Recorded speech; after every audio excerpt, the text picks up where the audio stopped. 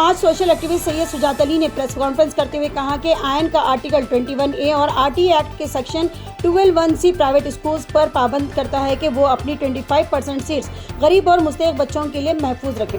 उन्होंने कहा कि तेलंगाना हुकूमत इस कानून पर अमल करने में नाकाम नजर आ रही है, जबकि मुल्क की 16 रियासतों में ये कानून कामयाबी से नाफिज हो चुका है। सैयद शुजात अली ने यह भी बताया कि सुप्रीम कोर्ट ऑफ इंडिया ने इस कानून को नेशनल मिशन करार दिया, लेकिन इसके बावजूद तेलंगाना में गरीब बच्चों को उनका तालीमी हक नहीं मिल रहा है।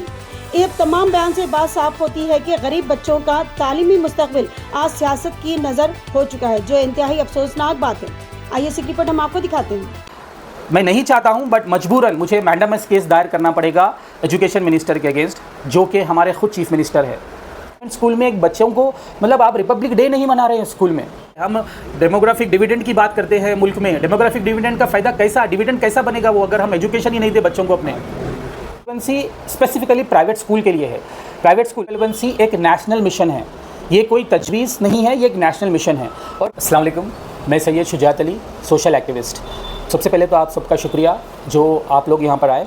पिछली बार हमने एक प्रेस कॉन्फ्रेंस की थी जिसमें हमने बात की थी आर्टिकल 21A की वायलेशन की जो तेलंगाना हुकूमत कर रही है, और इसके तहत सेक्शन 12(1)(c) जो इम्प्लीमेंट नहीं हुआ है, जो नाफिज हुआ था 2009 में, और 16 साल के बाद भी उसका इम्प्लीमेंटेशन अमल में नहीं आया है।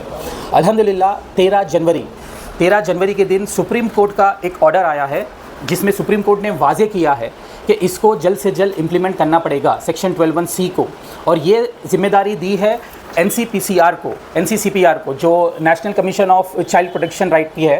तो इनकी ये जिम्मेदारी बनती है अब कि इस सेक्शन 12(1)(c) को नाफिज करें। हमने RTI फाइल की थी, RTI का भी जवाब आया है जो अभी प्रोसेस में है।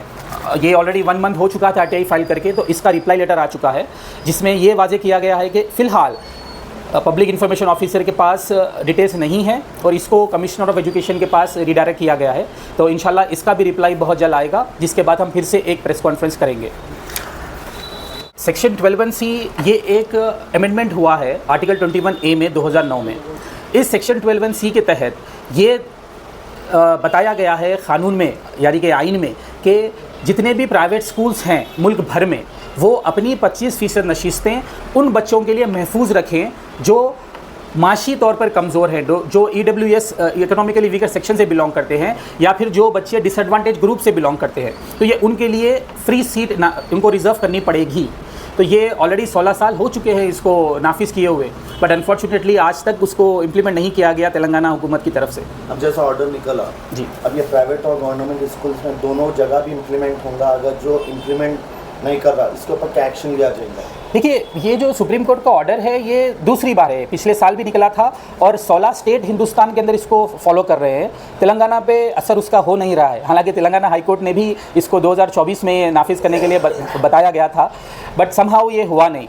अभी रहा सवाल गवर्नमेंट। देखिए, गवर्नमेंट स्कूल का राइट टू एजुकेशन के अंदर गवर्नमेंट स्कूल आता है और वो लोग प्रोवाइड कर रहे हैं। ये अलग बात है कि जो क्वालिटी एजुकेशन है वो नहीं प्रोवाइड कर रहे हैं जिस तरह से सहूलतें होनी चाहिए। आपको मैं बताऊं छोटी सी बात कि मैं ऑलमोस्ट 41 ईयर्स मेरी जो एज है उसके अंदर पिछली जो 26 जनवरी गई है, पहली बार ऐसा हुआ है कि मैंने रिपब्लिक डे मनाया नहीं। और ना मनाने के 2 वजह है। पहली वजह यह है कि 26 जनवरी हम सेलिब्रेट करते हैं किस लिए, कि वो दिन है जिस दिन हमारा आइन ऑफिस इम्प्लीमेंट आया था, हमने अडॉप्ट किया था आइन को उस दिन। लेकिन क्या फ़ायदा उस आइन को अडॉप्ट करने का, सेलिब्रेट किस तरह से करें जब हमारे आइन के सारे हुकूक़ हमको नहीं मिल रहे हैं। और दूसरी सबसे अफसोसनाक बात यह हुई कि मैंने इरादा किया था कि 26 जनवरी के रोज़ मैं अपना रिपब्लिक डे बच्चों के साथ सेलिब्रेट करूंगा गवर्नमेंट स्कूल के, और मैं गवर्नमेंट स्कूल गया, गवर्नमेंट जूनियर कॉलेज। अफसोस की बात यह थी कि गवर्नमेंट जूनियर कॉलेज के अंदर, गवर्नमेंट हाई स्कूल के अंदर बच्चों के साथ फ्लैग होस्टिंग का कोई प्रोग्राम नहीं था। वहाँ पे फ्लैग होस्टिंग ही नहीं हुई। आप अंदाज़ा लगाइए कि खैर ये तो गवर्नमेंट स्कूल की हालत है जो सब जानते हैं। रहा सवाल प्राइवेट स्कूल का, ये section 12(1)(c) specifically private school के लिए है। प्राइवेट स्कूल आप देखिए, सुप्रीम कोर्ट की जो कॉपी है जजमेंट की, इसके अंदर सुप्रीम कोर्ट ने वाज़े तौर पर कहा है कि सेक्शन ने साथ में ये भी कहा है कि हिंदुस्तान ये चाहता है कि एक सुप्रीम कोर्ट के जज का बच्चा, एक मल्टी मिलियनर का बच्चा उसी सेम क्लासरूम में उसी बेंच पे बैठ सके जहां पर एक ऑटो रिक्शे वाला या एक बंडी चलाने वाले का बच्चा बैठता हो। ये बात है इक्वालिटी की, ये बोर्ड से कोई ताल्लुक़ नहीं है इसका, ये बात है एजुकेशन की। इसके अंदर CBSE, SSC, IGCSE सब शामिल है इसके अंदर। इस कोई पर्टिकुलर ग्रुप के लिए नहीं है ये सारे तमाम बच्चे जो इकोनॉमिकली वीकर सेक्शन से बिलोंग करते हैं उनके लिए है। हम फ़िलहाल मीडिया का सपोर्ट ले रहे हैं ताकि ये बात आवाम तक फैलें, ये बात उन लोगों तक फैलें जो इसके ज़िम्मेदारान हैं। दूसरा स्टेप हमारा ये था कि हमने आरटीआई फाइल की थी। आरटीआई का जवाब हमको अभी इत्मीनान बख्श नहीं आया है, ऑलरेडी ये प्रोसेस में है। पब्लिक इन्फॉर्मेशन ऑफिसर के पास कोई इन्फॉर्मेशन नहीं तो उन्होंने commissioner of education, director of education को वो फॉरवर्ड किया है, उसकी कॉपी है मेरे पास। तो ये सेकंड प्रोसेस है। थर्ड प्रोसेस ये है कि हमारे पास अभी सुप्रीम कोर्ट का ऑर्डर कॉपी है, हमारे पास हाई कोर्ट की ऑर्डर कॉपी है। अभी अगर अमलावारी इस पे बावजूद भी ना हो तो नेक्स्ट स्टेप हमारा ये रहेगा कि हम एक रिट पिटीशन डालेंगे, या फिर मैं नहीं चाहता हूं बट मजबूरन मुझे मैंडेमस केस दायर करना पड़ेगा एजुकेशन मिनिस्टर के अगेंस्ट, जो कि हमारे खुद चीफ मिनिस्टर है। कई लोग मुझे रोक रहे हैं उस चीज़ को लेकर के, भाई आप चीफ मिनिस्टर के अगेंस्ट कैसा मैंडेमस केस डालते। हमारे हुकूक की बात है, हमारे बच्चों के हक़ की बात है, तो मुझे किसी चीज़ का डर नहीं है, हम मैंडेमस केस डालेंगे। अगर कोई आवाम को आपसे रब्ता करना है, जैसा कि प्राइवेट स्कूल के जुल्म होने के बाद अगर आपको रब्ता करना है तो कैसा करना है? कॉन्टैक्ट, आपका ईमेल आईडी या आपका कुछ कॉन्टैक्ट नंबर? देखिए, प्राइवेट स्कूल, ये ऐसा नहीं है कि प्राइवेट स्कूल जुल्म कर रहा है, ये प्राइवेट स्कूल की गलती नहीं है, अभी फ़िलहाल उनकी गलती नहीं है। मैं इसीलिए गलती नहीं है बताऊँगा क्योंकि ये हुकूमत की ज़िम्मेदारी है। अगर पॉलिसी को फॉलो करने के लिए हुकूमत उनको वाज़े तौर पर कहें कि ये करना है तो वो बेशक करेंगे। उनको डर किस चीज़ का है कि रीइंबर्समेंट का डर है। उनको तरीक़ा बताना पड़ेगा। गवर्नमेंट का काम है ये समझाने के लिए कि किस तरह से रीइंबर्समेंट होगा, किस तरह से सहूलतें देंगी। तो नहीं रहा सवाल, अगर वो नहीं इम्प्लीमेंट करेंगे तो जैसा मैंने बताया, हम प्रोटेस्ट मार्च भी करेंगे, हम केस भी डालेंगे। जो मुझसे बन पड़ा, जो मेरी टीम से बन पड़ा, हम वो हर हद की कोशिश करेंगे जहाँ तक हम कर सकते हैं। फिर बाकी अल्लाह की मर्ज़ी है। अभी आप जो लास्ट टाइम प्रेस कॉन्फ्रेंस कराए थे उससे आपको क्या एडवांटेज मिला कुछ? देखिए, लास्ट टाइम मैं जो प्रेस कॉन्फ्रेंस कराया, माशाल्लाह 80,000 अबोव लोग फॉलो किए हैं उस चीज़ को। काफ़ी सारे कॉल्स आए हैं मुझे, काफ़ी सारे माँ बाप जो परेशान थे वो लोग मुझे कॉल्स करके बात किए हैं। तो हमने ये उनको यही बताया, इत्मीनान दिया है कि हमारा जो आइन है वो बहुत मजबूत है, बस हमको सब्र का मामला रखना है और साथ में अपनी आवाज़ हक़ के लिए उठानी है। प्राइवेट स्कूल के मैनेजमेंट के लिए कुछ आपकी तरफ से कोई अपील? प्राइवेट स्कूल के मैनेजमेंट के मैं बस एक ही बात कहूँगा कि देखिए, एजुकेशन एक चैरिटी पर्पज़ है। वो भी जानते हैं कि एजुकेशन एक चैरिटेबल पर्पज़ है।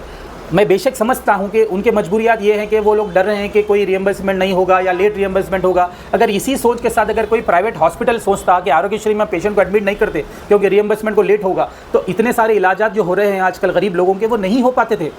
कितने लोग सहूलत उठाए आरोग्यश्री से। उसी तरह ये भी एक है एजुकेशन का। आप सोचें, हम काफ़ी सारे मसले हैं, हम डेमोग्राफिक डिविडेंड की बात करते हैं मुल्क में। डेमोग्राफिक डिविडेंड का फ़ायदा कैसा, डिविडेंड कैसा बनेगा वो अगर हम एजुकेशन ही नहीं दे बच्चों को अपने। ये मेरी लड़ाई नहीं है, ये लड़ाई नहीं है, ये हक़ के लिए आवाज़ है। और ये आवाज़ है हमारे बुनियादी हुकूक़ के हासिल करने के लिए। फिर चाहे वो हुकूमत हो, चाहे वो प्राइवेट स्कूल हो, चाहे वो माँ बाप हो, चाहे वो ऐसे कई माँ बाप भी हैं जो इसके लिए जानते हैं कि ये हक़ है उनका लेकिन आवाज़ नहीं उठा रहे। तो ये बात उन तक भी है कि वो भी ज़िम्मेदार है अपने बच्चों के फ्यूचर को ख़राब करने के लिए।